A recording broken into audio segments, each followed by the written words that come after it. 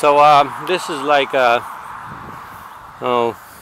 229, and we've been pretty much warned off going through Louisiana. They say things have really changed there since the hurricane. We're only a couple days away, so despite the fact that we'd like to, we're gonna head through Arkansas instead. Basically, we don't have a lot of time to mess around with places where there's lawlessness. If people want to live that way, that's fine. But they said there's a lot of problems in Louisiana. Police are scared to go into neighborhoods and towns you just don't want to leave your bus in. So that's the way it is. We're about 2 to 3 days from the border right now. Hey, is that a good avocado?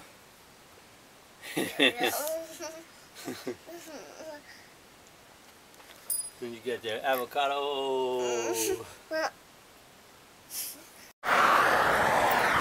This is the town of Point. We're going to take the 514 up at that red light and head northeast again. Well, it's a beautiful morning. You can see the critters have been in here last night, pigs or something. But it's a beautiful morning headed for Arkansas. Sulphur Springs tonight. Got the fall coming. Yesterday we had a lot of wind. Today I don't know. Hopefully not so much wind today. We're on the hitting the 514 here, headed for Sulphur Springs. It is the morning road crew. Yeah, they'll put some hot lead on your butt with that truck. That or hot tar. Give you some feathers to go. Yeah, they rip the road and then water it down and pack it.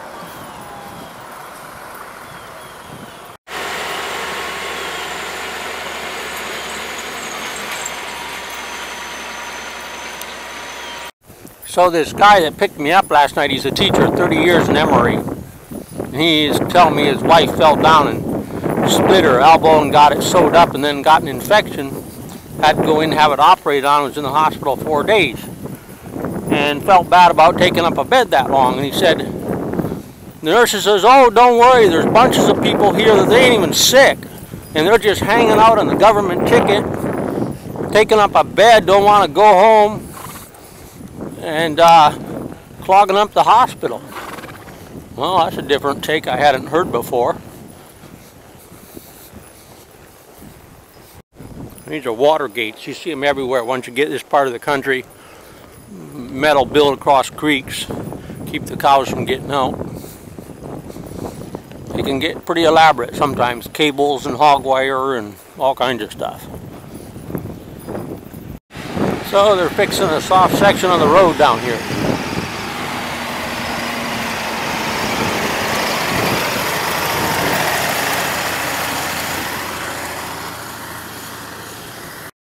This country is also known for its hedgerows.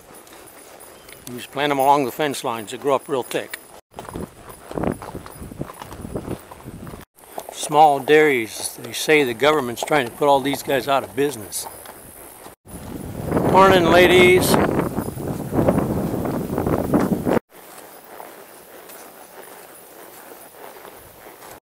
Here's a little turtle. He's trying to cross the road, but we're going to move him. He may have already got hit.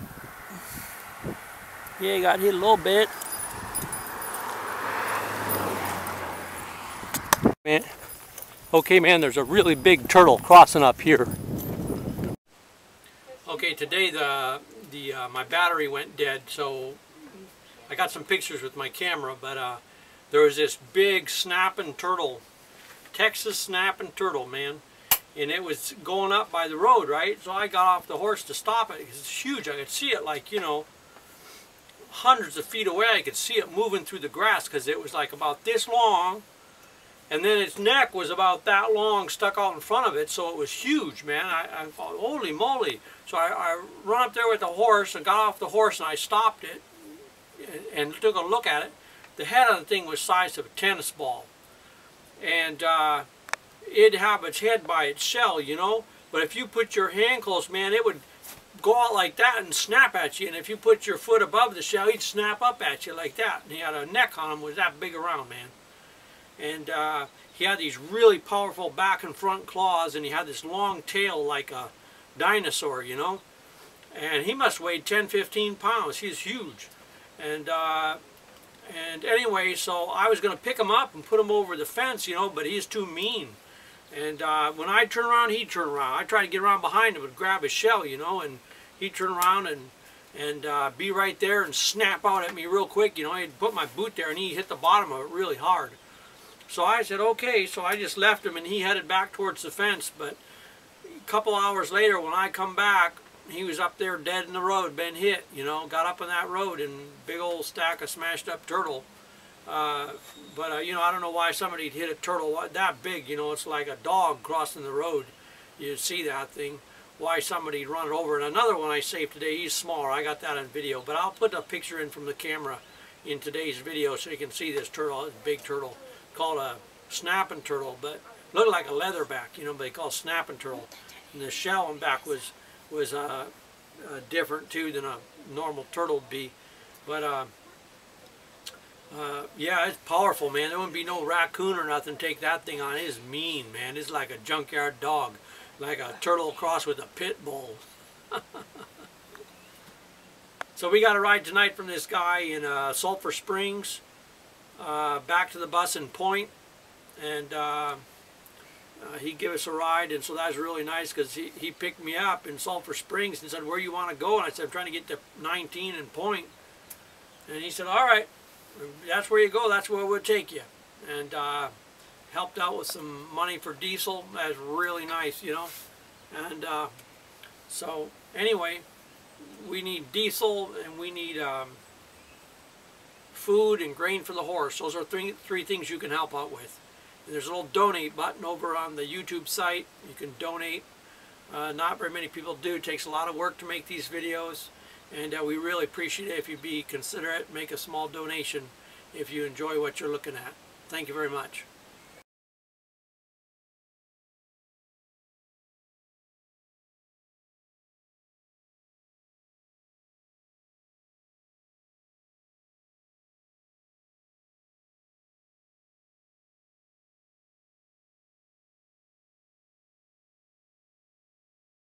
I just wanted to comment, you know, that big turtle, when I hitchhiked back, last I saw it was headed into the barbed wire fence, along the fence, and when I hitchhiked back, it already turned around and come back and gone up on the road and got hit by a truck or something. It was just a big pile of smashed up turtle.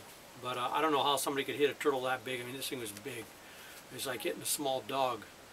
And a lady in California told me that a lot of people run over wildlife. They don't even try to go around it, they just run over it.